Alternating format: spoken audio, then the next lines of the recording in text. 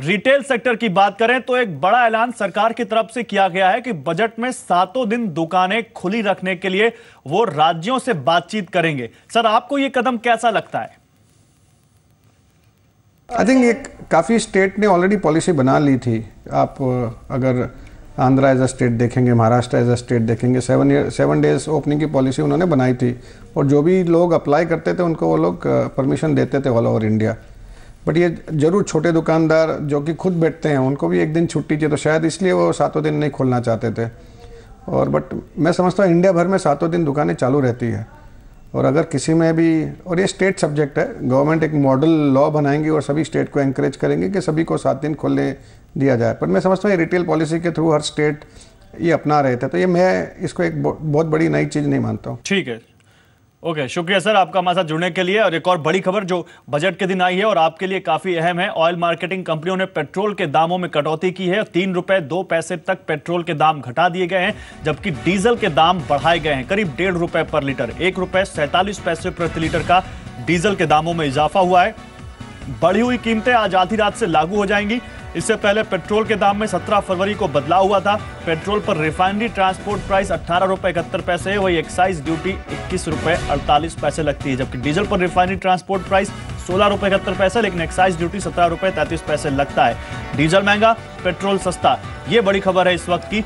अब आपको देश के 3 बड़े शहरों का पेट्रोल का दाम दिखा रहे हैं, क्या चेंजेस हुए हैं। दिल्ली में 59 रुपए 63 पैसा जो पहले था, अब घटकर 56 रुपए 61 पैसे पर आ गया। पेट्रोल आज ही रात से लागू हो जाएगा। कोलकाता में हो जाएगा घटकर 62 रुपए 32 पैसे और मुंबई में घटकर हो जाएगा 62 रुपए 75 पैसे पेट्रोल का दाम 1 लीटर का। और ऑटोमोबाइल सेक्टर को यह खबर अच्छी लग रही होगी, हो सकता है डीजल महंगा हुआ हो तो मिला जुला रिएक्शन हो, लेकिन कारों से जुड़ी या ऑटोमोबाइल सेक्टर से जुड़ी एक और बड़ी खबर है। बजट में इंफ्रा सेस लगाया गया है कारों के ऊपर। लग्जरी टैक्स लगाए जाने के बाद भी कारों के दाम बढ़ जाएंगे। एसयूवीज पर यह टैक्स लगा है और इस बीच खबर यह है कि हुंडई ने अपने सभी कारों के दाम बढ़ा दिए हैं। हुंडई इयॉन की कीमत में करीब 3,000 रुपए का इजाफा किया गया, जबकि i10 एरा के दाम 4,000 तक बढ़े हैं। ग्रैंड i10 एरा के दाम भी 5,000 रुपए तक बढ़ाए गए हैं। एक्शन की कीमत में 13,000 रुपए का इजाफा हुआ है, जबकि इलेंट्रा की कीमत में 47,000 रुपए की बढ़ोतरी हुई है। तो वित्त मंत्री अरुण जेटली ने आम बजट में सभी कारों पर इंफ्रा सेस और लग्जरी टैक्स लगाने के बाद ऑटोमोबाइल कंपनी हुंडई ने अपने सभी कारों के दाम बढ़ा दिए हैं। जी मीडिया संवाददाता समीर दीक्षित ने नए टैक्स के ऐलान के बाद इनकी कीमतों का जायजा लिया। फाइनेंस बजट 2016-17 ऑटो सेक्टर के लिए थोड़ा महंगा साबित हुआ। महंगा इसलिए क्योंकि सरकार ने ऑटो सेक्टर पर इंफ्रा टैक्स लगाने का फैसला लिया है और ये नए टैक्स की जो बढ़ी हुई कीमतें होंगी गाड़ियों की, ये 1 अप्रैल 2016 से लागू होंगी। लेकिन गाड़ियों की कीमत में किस तरीके से फर्क पड़ेगा, कैसी गाड़ियाँ महंगी होंगी, ये सब पर बात करने के लिए हमारे साथ है अशोक जी, ये कार डीलर हैं।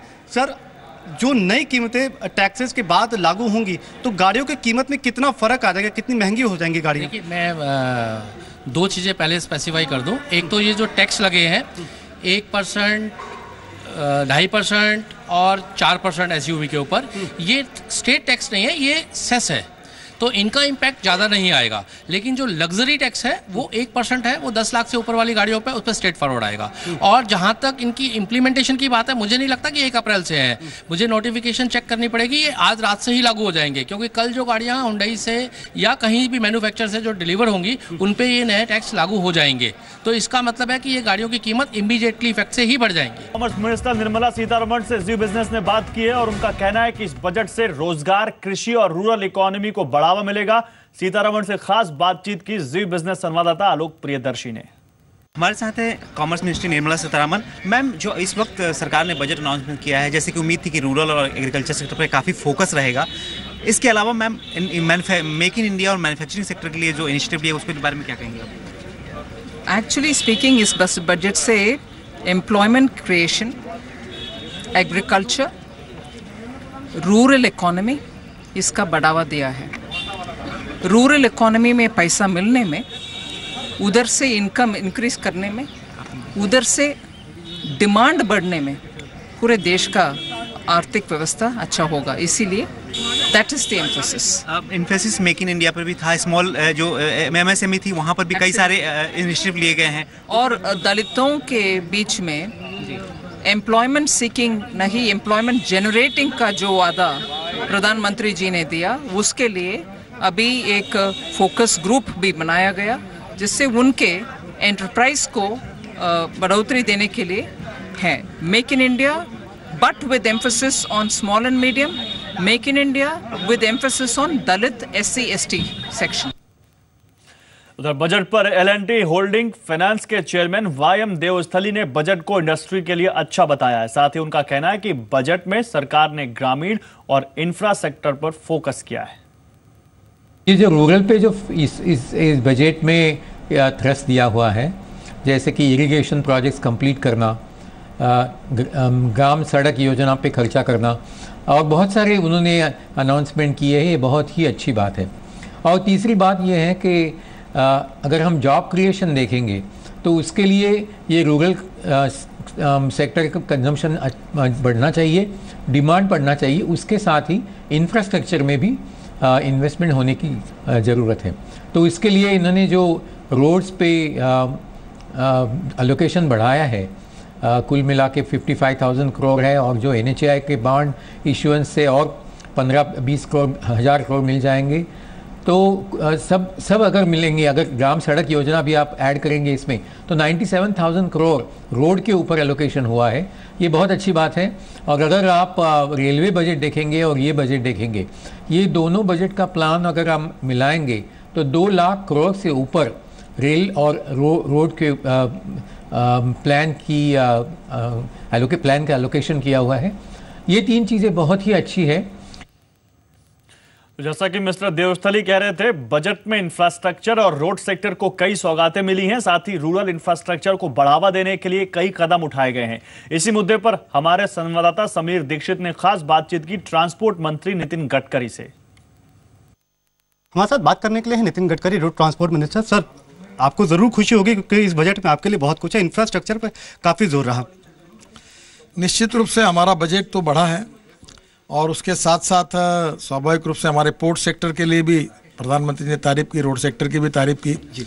जो इंस्टॉल प्रोजेक्ट थे, जो बंद पड़े थे, उसमें 85% सॉल्व हो गया, इस बात को उन्होंने सर्टिफाई किया। और मेरा विश्वास है कि आने वाले समय उन्होंने ये भी बताया कि 10,000 किलोमीटर हम लोग वर्क का अलॉटमेंट करेंगे।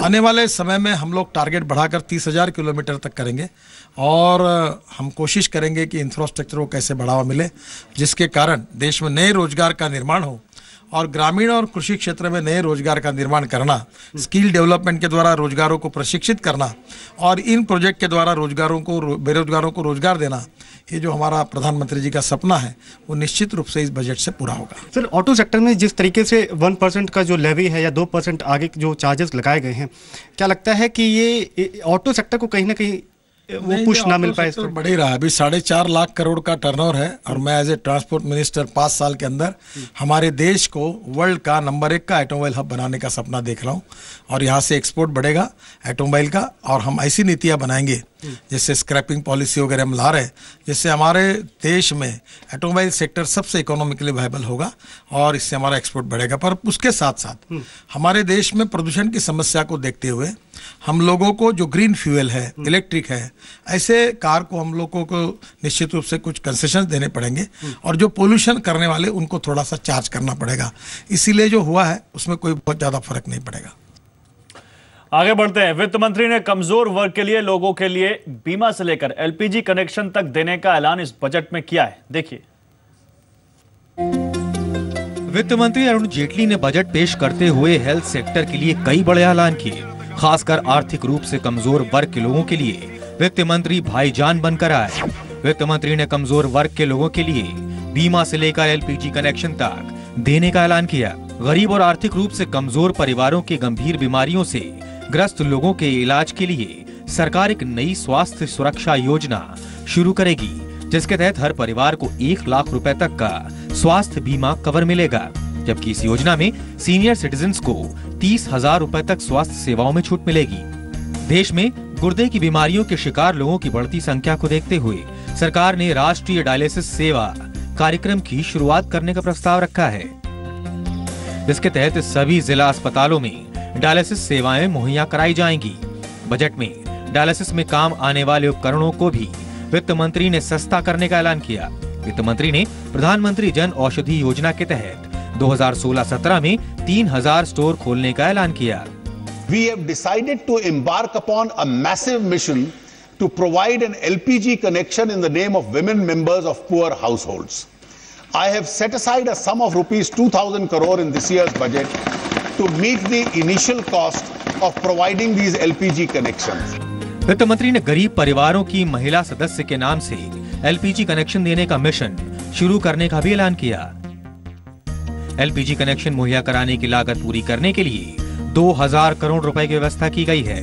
इससे गरीबी रेखा से नीचे आने वाले करीब 1.5 करोड़ परिवारों को फायदा होगा। ये योजना कम से कम 2 साल तक जारी रहेगी ताकि इसके तहत 5 करोड़ PPL परिवारों को शामिल किया जा सके। जाहिर है, किसान, गरीब और महिलाओं पर फोकस करके इस बजट में आर्थिक रूप से कमजोर लोगों की सेहत का ख्याल रखा गया है। ब्यूरो रिपोर्ट, जी मीडिया। तो फिलहाल बजट का एक्सरे हमारी खास पेशकश में बस इतना ही, लेकिन हम लगातार बजट से जुड़े प्रोग्राम आपको दिखाते रहेंगे। यहां पर रुक रहे हैं एक छोटे से ब्रेक के लिए। ब्रेक के बाद देखिए बिग स्टोरी, बिग डिबेट, क्या ये है अच्छे दिनों का बजट। रहिए हमारे साथ।